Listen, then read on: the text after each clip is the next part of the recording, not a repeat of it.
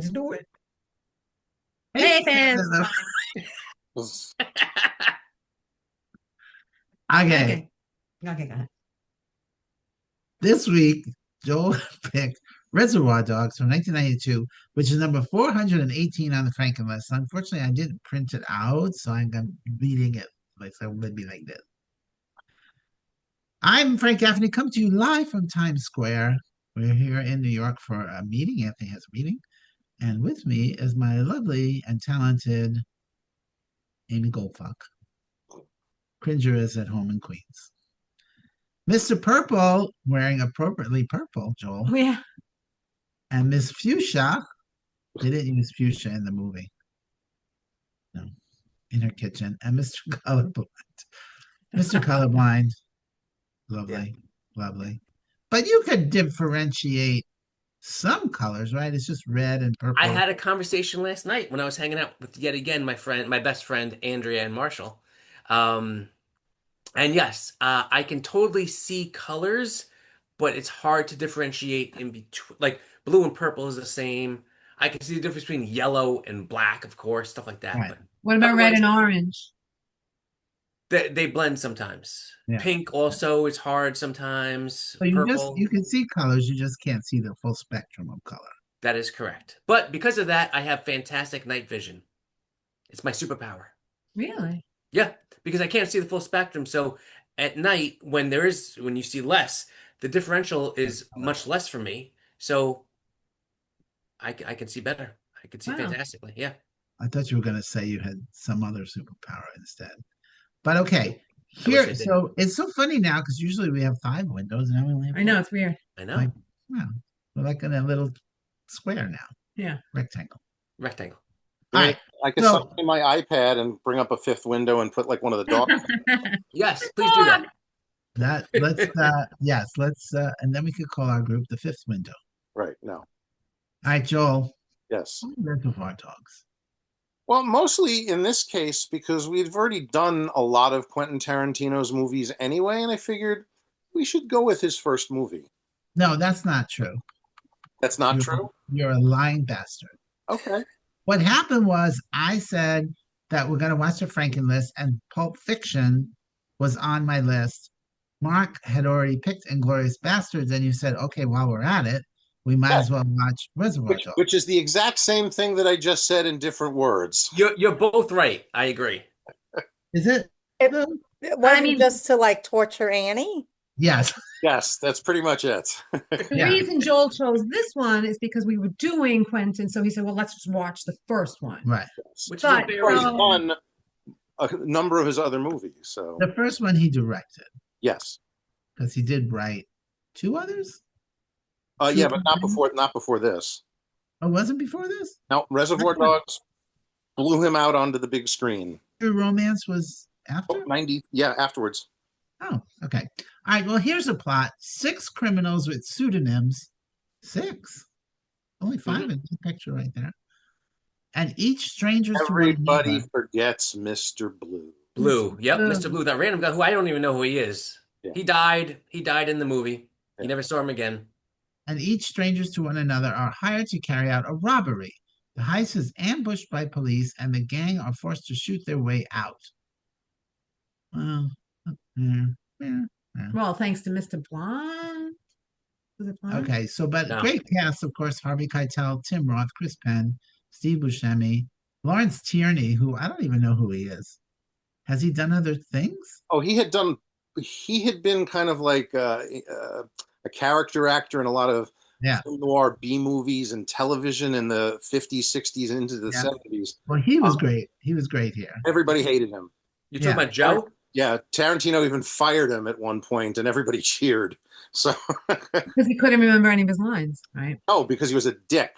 Oh. Yeah, but he's perfect for the part. Yeah, no, he was perfect for That's great casting. And Michael Madsen. Okay. And it's hard to believe it's been 33 years since he made this movie. It's also hard to believe that in all that time he only made 10 films. That's crazy too. He has not made 10 films yet. 9. Well, 9 plus. Well, because Kill Bill, He's counting it as 2. right? Tarantino counts He it as does not one. count as 2. So his number 10 movie would be the next one. Whatever his next movie, and it's going to be his last movie. Yeah, I was going to say, is in his finale. Right. And he's like, thank God. And this was a review I wrote because I watched it for the Frankie list. And while Pulp Fiction is clearly his masterwork, which we'll get to next week, you can see where Reservoir Dogs was really testing the waters and what was about to come. Like him or not, Tarantino is a unique voice in a world of by the book filmmakers. I really think that. Yeah. He just should never cast himself because he's a terrible actor. Oh, I have a note on that. Yeah. Oh my God. Oh, I yeah. see much worse than him. Oh, but he drags this thing so far down. I'm glad he died in it. Yes. Yeah, he's terrible. Yeah. Okay, so here they're recruited to steal diamonds, right? Mhm. That's the robbery. And we see events before and after, and so they're in a non-linear, which Tarantino will use to great effect in Pulp Fiction. And at the time, of course, this movie was like so ultra violent and the language was so rude. Today it's like, man, No, the language was still kind of in your face. eh. The gallows humor, pop culture dialogue, and high voltage energy. I didn't No way. of what we've come to expect from Tarantino, and this film is quite the impressive beginning. So, observations while watching. It was very funny, the opening scene, because these manly men are discussing the merits of a Madonna song.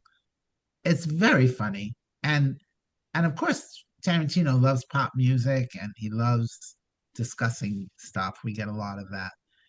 And And fun with Chris Penn there. right, because obviously Sean Penn was married to Madonna. And even the bit with Steve Buscemi about tipping, great riff. But again, something I'm sure Quentin Tarantino has given a lot of thought to and pisses him off.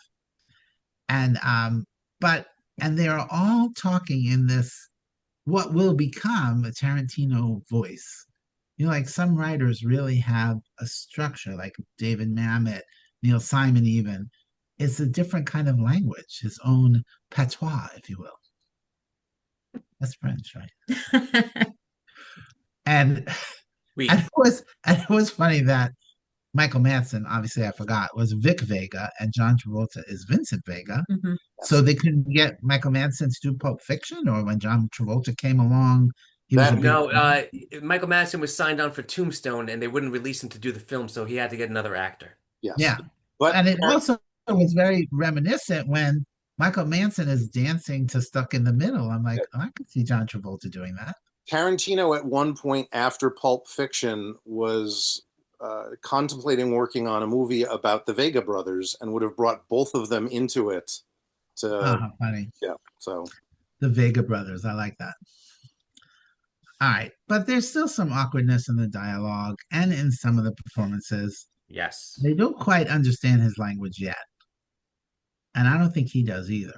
But But let me ask you, would you have said that had he not gone on to make 8 more movies? no, of course. Now we know what his language is like Mm. and the kinds of things he likes to discuss. But did it color your thoughts on the movie? It did. It did. Because I'm like, he gets better at this. It's the opposite for me. This was your favorite? No, I mean that if he had never done another movie, I would have said this movie sucks. I'm giving it extra stars because it's Tarantino. How Wow. funny. All right. And so the funny thing is we just watched Fargo, and Buscemi likes to stash the goods. yeah. Yes. He stashed the movie, now he stashed the jewels. Right. And then of course the budget on the movie. I always think this. Half the movie is on that one indoor set. I'm like, well, they save bucks just being in the studio the whole time. Sure. And we read in the trivia that the majority of the money went to one of the 2 songs in the movie to get the Stuck in rights. the middle with you. By the way, they were not on a. They technically weren't on a set. They were shooting in a mortuary to make it look like a warehouse, and Right. everything that wasn't shot in what looked like the warehouse was shot upstairs in like bedrooms and stuff. So But indoors, yeah. one set. Yep. Michael Madsen is so great in this part. It's very sad what he became. It really is. I don't Nothing. really know him as beautiful, Yeah. but I don't know what was sad. I mean, I know he died this year, but Yeah, but Did He was in Kill Bill. because of drugs, he Ah. just Oh. didn't get the roles he should have gotten. yeah, he was terrific. Yeah. He got to be in a James Bond movie, so he's fine. Well, there you Oh, go. was he? Yeah. Which one? The bad one, Oh. Pierce Brosnan, Die Another Day. There's three bad ones with Pierce Brosnan, but that's That's the only bad one with Pierce Brosnan. okay. But let me just say this, Chris Penn, not so much. Oh, Not so much. And then, of course, he mentioned the red zone, and all I could think was the red zone is for loading and unloading. he's trying to get me to have an abortion. That's not exactly a line. You're just You're trying. only saying that because you want me to get. Yeah. Oh, Frank is correct. And this annoyed me too when Michael Manson put all the gasoline on the police officer. I'm like, I think you'd be choking from the fumes of the gasoline. yeah. I was like, that was a lot of gasoline. Nobody was. And then Tim Roth shooting him was just great. It was great. I'm like, oh, that's brilliant. Spoiler. I guess 33 years later, no, it's not a spoiler. And Tim Roth was I think Tim Roth was actually Quentin Tarantino, but a better actor. Like he's kind of had his moves, his talk. Like he almost like Quentin Tarantino read the whole part for him, and he's like, okay, I'll just imitate you. Right. And seeing him rehearse his whole story was great. And then going along and then seeing it, that was really great. And here they mentioned yet another one of the Monday Movie Club movies, The Fantastic Four. Yeah. That was great. Yeah. He's talking about the comic book, not the movie per se. But still, he was the thing. Okay. And then another movie. Have we seen this movie too? I don't think we did. Did we just see Jackie Brown? Yeah, we did. Yeah, we did. Eh? So Pam Grier. Yeah. Of course, he's going to come to love Pam Grier. And who was Christy Love? Joel? I'm gonna look up what I thought of. Wait. Lisa. What reference to Pam Grier was there? They mentioned when they were in the car, they mentioned about Christy Love. Was a TV show in Yeah. the Who 70s. played her? Was it? Was it Pam Grier? No, Okay, yeah. it was Teresa Graves. Oh, I have no service. Yeah. What's your Wi-Fi here? Okay. And the whole discussion of them getting the colors was great too.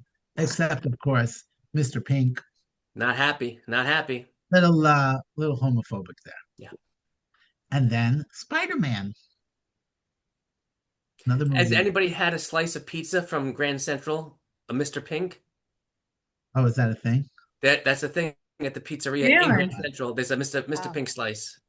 And then, of course, we left at the end of the movie with Harvey Keitel finding out, and then the screen goes black, so we don't know what happened. Oh my God. I'm like, it doesn't really matter, does it? It doesn't. Oh, but you kind of know if you're paying Yeah, of attention, course. you kind of know exactly what happened. So Yeah, So did he shoots Mr. White and then gets killed by the cops? yeah. he It shoots doesn't Mr. matter. Orange and then gets killed by the cops. Yes, Orange? Oh, that's his name? Yeah. Jim Okay. Roth is Mr. Orange. Harvey Keitel is. Harvey was right. Yeah. Yeah, he totally shot him. Yeah, but Well, nobody gets out of this alive. Yeah. Yeah. Wait, wait. But Steve Buscemi didn't he get out alive? You're paying attention to what's going on in the soundtrack in the background. No, he most likely did not. Yeah, all the Um, shooting and There's a lot of everything. shooting going on outside. Gotcha. So this is actually only the second time I've seen this movie.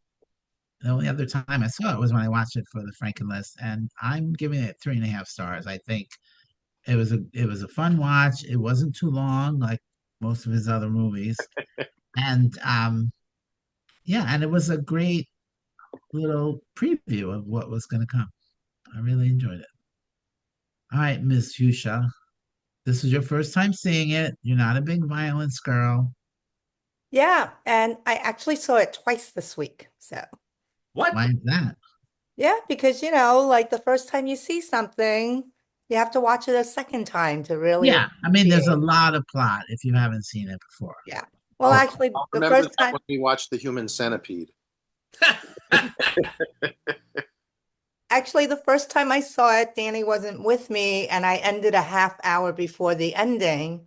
So then I watched it again With fully. him. Oh, Yeah. so you didn't watch it twice all the way through. You watched No. once, three quarters, and once all the way through. Yes, but I think those the first three quarters was really good. So Key, yes, key. yeah. And my notes, look, I actually took notes. The night the lights went out in Georgia, like so happened to me. It I wasn't until like a year ago that I'm like, oh, so Yeah. that's what happened. Yeah. Little sister don't miss when she aims her gun. Yeah. Yeah. Wifey I was don't. like, oh, I totally can connect to that because it just happened to me. That's funny. I love the whole tips scene there. I think that whole opening with the whole conversation around the table was just brilliant, really great, you know? And that is Quentin Tarantino right there. Yeah, no, that was brilliant. So maybe now I have to go watch his other ones to see where it comes up. Hey, Don't that's worry, who comes up. we're gonna. I Yeah, know, we're I gonna know. get to. I think we're gonna get to all of them. Yeah.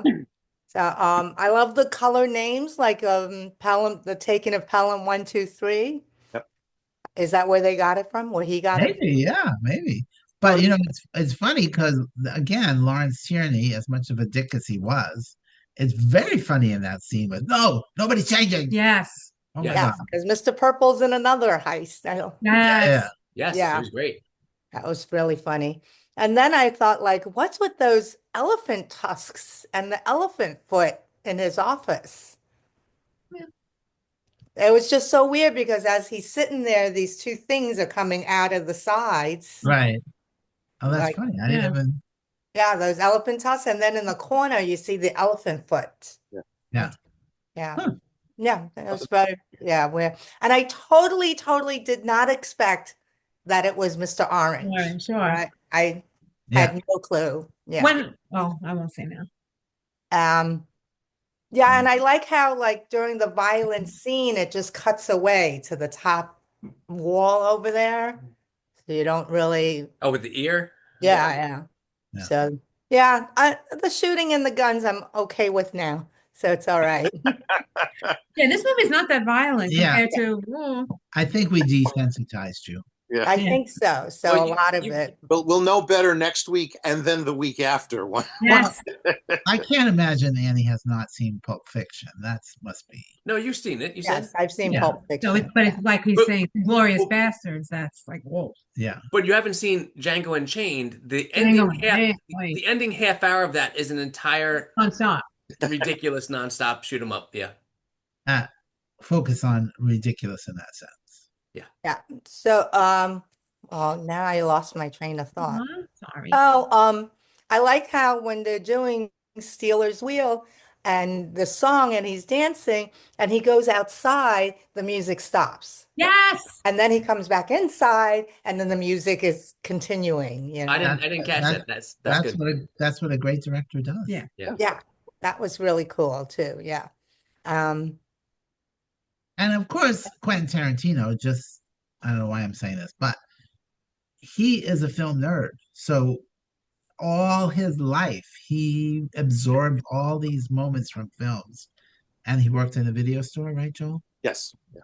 So for him to actually get to do it, that I'm sure that was like kid in the candy store. Like, oh, let's do this. Oh, let's do that. Yeah, I'll comment more on that one. We'll Please do. pontificate. Oh, yes, but I thought the whole Steve Buscemi running and the three cops chasing him, that was a little like, okay, you know, a little silly. I actually enjoyed it because it was actually action as opposed to just standing around talking. right. Action costs money. Or bleeding, as half the movie seems to be. Yeah, Yeah. yeah. Yeah. But and It was like- also almost like at the end, Tim Roth was wearing red gloves. It was like his hands were all full of blood. I thought the whole scene with Tim Roth in the back seat of the car was great too. Yeah. When he was like, you know, that Yeah. I thought that was really good. And, So and the connection, right, with Harvey Keitel's character was like, oh, that's so nice. Such beautiful connection. Yeah, yeah, and he was willing to like really Harvey Keitel was willing to die to like protect this guy. yeah, And you know, okay. they He made told such his a name. Yeah, yeah. I felt bad that he found out that he was a cop. yeah. The Yeah. ultimate betrayal. Yeah. So, but yeah, so I really did enjoy it. I really liked it a lot. So I'm going with 3.25 stars. I typed it before you said it.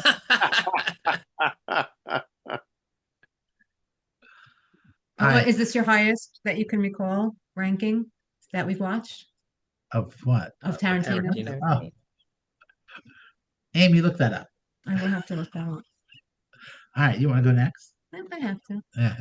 If I I have to. when you were talking before, I looked up to see because I totally forgot I watched Jackie Brown, and I gave it 3.5 stars. Jackie Brown? Yeah, so I think now I remember. Oh, I think I liked it better than I thought I did. Would. She took 2 notes. I took only 2 notes, but when you said orange, I had Aren't to you glad say, I stopped saying banana? oh, I didn't say it.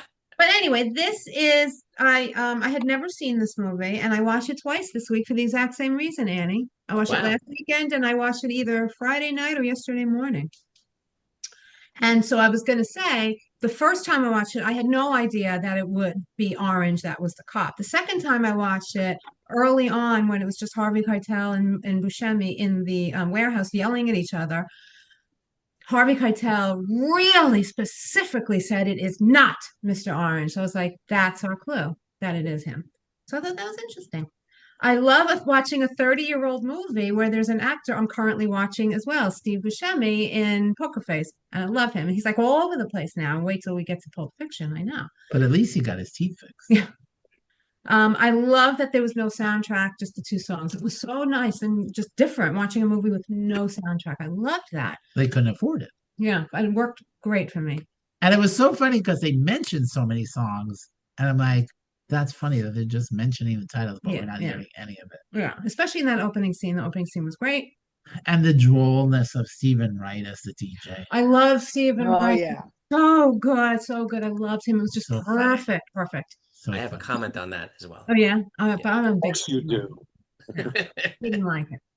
I don't really have anything to say. Maybe I'll chime in when you guys talk. I love this movie. I am a huge Tarantino fan, and I don't even know how many stars I should give it. I'm going to go with a very, very strong 3.5. As he Already wrote, typed as it I was, before. yeah. You already typed it. So Mark, don't say anything. Frank, what's Mark giving it? 3.25. 3.5. 3.5. I'm going 3.25. Yeah, closer. Amy's closer. All right, Mr. Colorblind. First, I'll start off actually by saying what you guys already referenced. I thought the opening scene, whatever, with them talking, I thought Tarantino ruined it because his acting was horrendous. I just felt like him Yeah, talking, it was I horrible. definitely thought he was horrendous. But here, I'll go to my notes now. This is actually in my collection, but this is only the third time I've seen it. I own the DVD, but I never watched it. I tried watching it with Danielle a couple of years ago, and she hated it. She asked me to turn it off. This was on my list. Oh, I need to watch that one for the last 30 years. Yeah. So I'm Yes, really and glad Danielle should give it another try. yeah. Annie she is wouldn't- saying that. She refused to watch it with me this week, so good luck. You could talk to her if you want. I liked it the first time, not so much the second time because I was watching it with Danielle, who didn't like it, whatever. And her negative energy affected me, and I didn't like it as much. This time around, I liked it better though. And I have a note here. Thankfully, Quentin has learned to not act in his movies anymore. We have to see him again next week, but after that, I think he's done. Joel. He's in Grindhouse, but he's in Robert Rodriguez's Planet of Terror. He's not in his own. So anyway, it was painful watching him talk about Madonna. I thought it was. I guess knowing his shtick, I thought it was just bad. But I definitely think that he personally had thought about it and thought this. Like this was yes, I read if you read the trivia, it said that Madonna sent him a note afterwards saying it wasn't about that, it was about love. Yeah. Right. Yeah. I thought it was interesting, but a bit dated choice having Stephen Wright as the DJ narrator. The dialogue and acting were painful at times. There were scenes I just hated. I absolutely hated it. Like what? Where was the dialogue painful? The acting I'll give you, especially Chris Penn screaming. I even thought the dialogue was awkward sometimes. Yes. Like I never thought. All I kept thinking was this man is a brilliant writer. I just Yeah. love the way he writes. Yeah. Love him. I thought in the beginning when Harvey Keitel holding The book. his hand as he's shot, and whatever he was doing, his acting was, it was like watching Robert De Niro try to cry. He can't cry. And I thought Harvey Keitel was saying, "We're gonna get you." It to me, it was bad. It was just, and I was like, Harvey Keitel can act. I like him. I like him a lot. He's fantastic in Pulp Fiction. Here, it was like overacting. I was hating it. Well, I mean, Um, I do like that he was instrumental in getting this movie made. I fully agree. I like the backstory. I like, it's almost like I want to like the movie more. I do like it. I do like it. It's just I felt like he's done so much better than this that it was a little painful getting through some of it. Um, I wrote that I thought it was, and again, I'm kind of going harsh here, even though I did like it, but I'm just kind of critiquing. I thought it was stupid that the cop in the trunk wasn't gagged. There's a house right across the street. How do you not scream? I would scream. He could scream the whole time. He just gets out like, okay, you're gonna carry me in there and torture me. How do you're a cop? Maybe they would have shot him. But he also No, what? knows. He's gonna get killed anyway. But He's he gonna get also tortured and knows. killed. He also knows that Mr. Orange is the cop, so he can't. He doesn't want to blow that for And him. that reminds me, I forgot to say, I love that they made that character willing to be tortured I did without not remember. not I did not giving remember up. that part that he knew who he was. So with He that met part, him 5 months earlier. Yeah. the scene where he admits that, I did not remember that at all, and I thought that was fantastic. I Yeah. just Yeah. when he's So I outside think carrying out I of the think trunk, and same, he's driving with him in the trunk, and he doesn't I have him think same gagged. I reason. thought that was I think stupid. same reason. Forgetting I about the think same fact that it's an older car, so it's actually made out of like metal parts that don't crumple when, so the sound isn't going to travel as well. Thank Sure. you, Mr. Science. And not for nothing, but he was in Michael Madsen's car, so he didn't even see Mr. Orange at that point, whatever it is. So he could have easily screamed. He could have been trying to get out of there the whole time. I thought that was dumb for a guy who is a great writer. I thought it was bad writing. That's all I'm saying. He's also a young Again. cop. He hadn't been on the force for very long either, so So when you're 22, Only you don't 8 know how to months. scream. Yeah. Yeah, What I don't about know. they You when don't, you when don't they have to be a threw cop. him in the trunk, they said, "You make one fucking sound, you're dead." yeah. Sure, So but so what? And he has He was kids. scared. He has kids. All right, let's move on. All right. The stuck in the middle torture scene is, of course, the best and most memorable part. That part, I remember the entire scene of that, except for when he went outside and the music stopped. I did not remember that, Andy. So I thought that was great that you said that. Tim Roth's accent faltered a few times. I heard his American quite a few times. Sorry, I heard his British quite a few times. And I have a note here. And at the end, did Steve Buscemi shoot Chris Penn because no one else was left standing? So I assume it was him because he came out from under the stairs. Yeah. And there's a shoot, right? It's if you shoot me, I'm gonna shoot you, and they all had guns. And at the end, everyone's already dead, and then Chris Penn gets shot. So it has to be I Steve know I've seen Buscemi. this movie a number of times, and I watched it again yesterday. If I remember correctly, Harvey Keitel winds up having two guns out. One on Joe and one on nice guy Eddie. I I did not see that at I all. think it was Miss Scarlet with the revolver In the conservatory. In the kitchen, where she should be. in the conservatory. Oh, Yes, Danny asked that. He was like, how did they all get, like, who? Yeah. Yeah. If you know, I rewound it, rewatched it again, and I see as soon as everyone dropped, Steve Buscemi comes out from underneath the staircase with the gun in his hand, like this. So I was like, okay, so he shot Chris Penn. All right. That's my. I'll take It's it. it's open So for you looking interpretation. that up? So that's my interpretation. okay. So, So yeah. this is in the script. Mr. White was meant to shoot Joe Cabot and then immediately follow up by shooting nice guy Eddie before getting shot himself. In the film, during the Mexican standoff, Mr. White shot Joe, but as Mr. White was going down from being shot by Eddie, Eddie's own blood squib went off, causing him to Yes. fall too at the same time or even before Mr. White could properly fire his second shot. So that's what it was. So the It was- intention was that. Why this matters, the ambiguity, because Eddie falls down before the second shot is clearly visible or before Mr. White's second shot could be seen hitting him. The audience is left to wonder who shot him. Tarantino's decision. Chris Penn, the actor who played Nice Guy Eddie, explained that the incident was a mistake. However, Quentin Tarantino loved the resulting controversy so much that he decided to keep it in the film. That's funny. Therefore, while the intention was for Mr. White to kill Eddie, the final scene leaves it unclear, turning it into a famous unanswered question. That's I great. love it. So, Well, Now that you this read is that, I read that like 5 years ago, and now that's coming back. That does make sense. Okay. this is the thing. Was one of my notes was Spider-Man. I'm like, I don't remember why I wrote that. It Yeah, was I didn't during get the that. Mexican standoff that they were all. Oh my God. I'm Yes. like, maybe Oh, that's Spider-Man. yeah, exactly, that would be the Thank- second reference this week to the Spider-Man meme. There you go. What was the first? Yeah, what was the first? Peacemaker. This week's Peacemaker. episode of And Peacemaker. Peacemaker in the Okay, which is on my list to start watching very soon. Yeah, you should. For me, this is definitely not Quentin's best work, but it's still good. I'm a solid 3 stars on this. Ooh, Whoa. That's it's 3 stars, and this to me is his Uh, this is tied with Death Proof for his worst movie. So, wow. if Whoa. your worst movie is 3 stars, that's pretty damn good. Well, Yeah, that's true. exactly. I forgot to mention the other thing that was so annoying to me is when Harvey Keitel and Steve Buscemi are in the warehouse and he was like, smoke a cigarette. And then he said, I quit. Why do you have one? And he goes to light it and light his, and he never lit it. No, he did not. And it's just like, yeah, it was never lit. I was like, you didn't light it. He's like, I don't smoke anyway. I don't Yeah. want to smoke. Look like a, you know, But he that's lights one it of my like 3 minutes later. that's one of my big annoyances is people in movies who are smoking who don't smoke. You could tell the way they smoke. Yeah. Mine Yeah. is when people drink an empty cup. Oh, I'm yes. like, Every I could time. tell. I'm like, Oh. there's nothing in there. There's nothing in there. Aim, show, mouth done. My cigarettes are in my bag. Yeah. Okay. That's a smoker. That was Joy. Joy, what's her name? In The Holdovers. That movie with Paul Giamatti that won Best Yeah, Actor. yeah. She was smoking the whole movie. I was like, she doesn't smoke. I could tell. It was Yeah. bad smoking the entire movie. I hated it. Well, and she also had those nails. It was a problem. Joel, Frank. I know you love this movie. Yeah, Joel, come on. Come Tell on. these people why they're wrong. So back in the 90s, in the heyday of Oh my gosh. Here we go. Back in 3rd grade. I was trying to think of the same thing. Picture it. Sicily, 1992.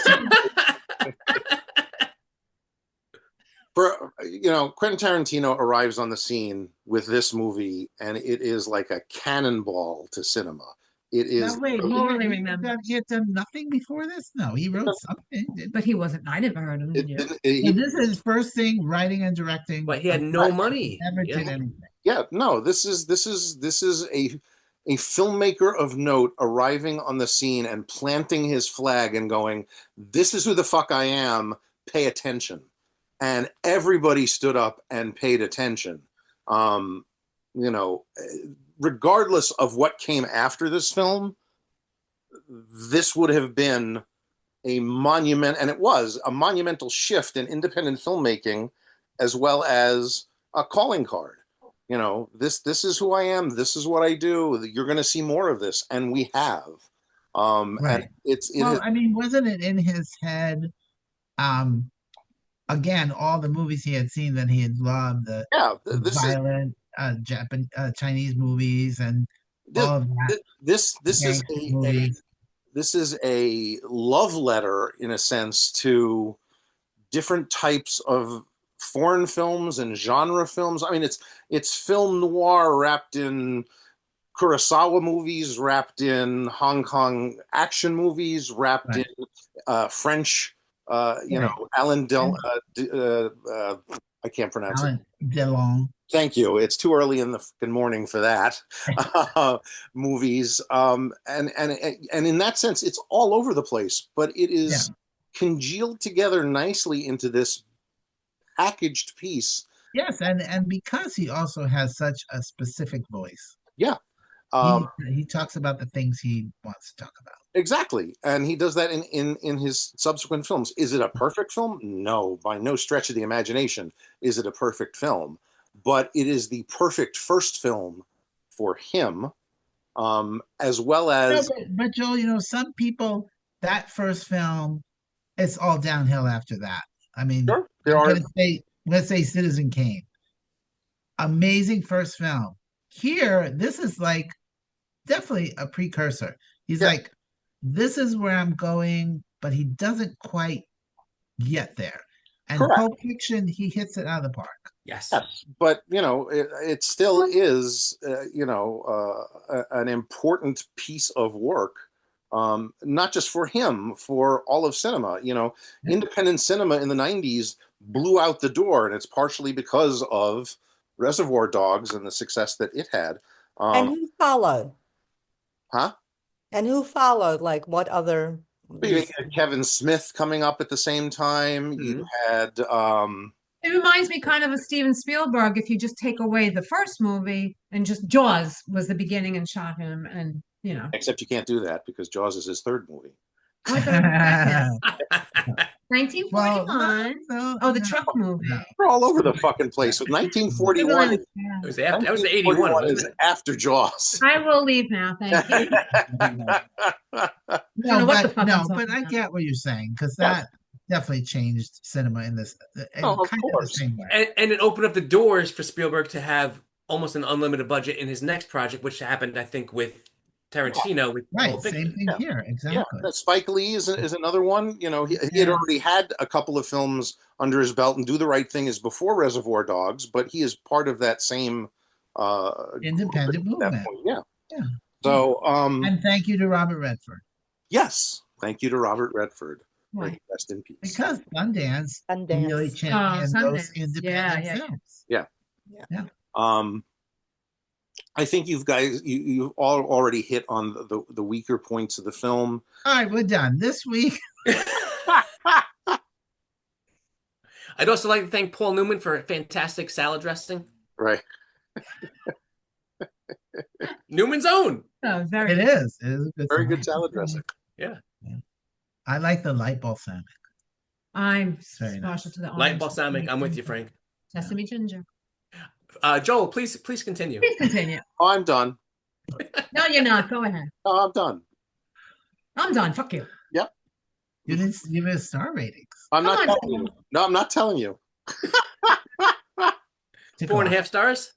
4.5 stars. 4.5 out of 4. No, it's a solid 3.5. Yeah, I agree, Joel. Yeah, so definitely a big move forward for independent cinema for sure. And One thing I will say is that I unfortunately I was not going to pull down. I have a collection of 6 scale figures from the film Oh, down in the home theater. The company that made them went out of business years ago, but they made a almost complete collection. They did everybody from the film except for Joe. Oh, Mr. Blue. Mr. Blue. They did Joe, Eddie, everybody The cop? else, and the cop. wow. Mr. Blue. With no ear? Yeah, I believe I think he either had a head you can swap out that had the ear missing, or missing the ear entirely. That's great. I'd like the Buscemi one, please. Yeah, no, he's up there. I got to get up there and dust them off at some point. They've been up there for 20 that's years. funny. But I did. Galactus is currently holding my 4K steelbook copy of the movie. So Reservoir Dogs. Yeah. And why was it called Reservoir Dogs? I remember. yeah, honestly, I don't remember. Yeah, I didn't get that either. They touch on it in IMDb, but I don't know how true it was, and I don't remember what it was. Yeah. But It's- there are dogs in the movie because, It's a cool sounding title. Pulp All right. Fiction and I would be- loved in the titles where it Fine. listed their names are Reservoir Dogs. That was very cute. Pulp Fiction, they tell you at the very beginning of the movie what the movie means. The definition of pulp Yeah. fiction. At least that's better. All right, so what is this movie? Reservoir Dogs is available on Peacock. Peacock. Cock. Cock. You know, there's a song by Katy Perry. Your That's right, peacock. too. Cock. Cock. Yeah. I know. I want to see your peacock. But we all know. And okay, so next week we're watching Pulp Fiction. I think that's on Prime. Prime, is it? Yeah. Okay, that's on Prime. And that's it for us. Go watch a movie. I'm Frank Gaffney. I'm Frank Gaffney. Go watch a I'm movie. Frank Gaffney. I'm And- Frank Gaffney.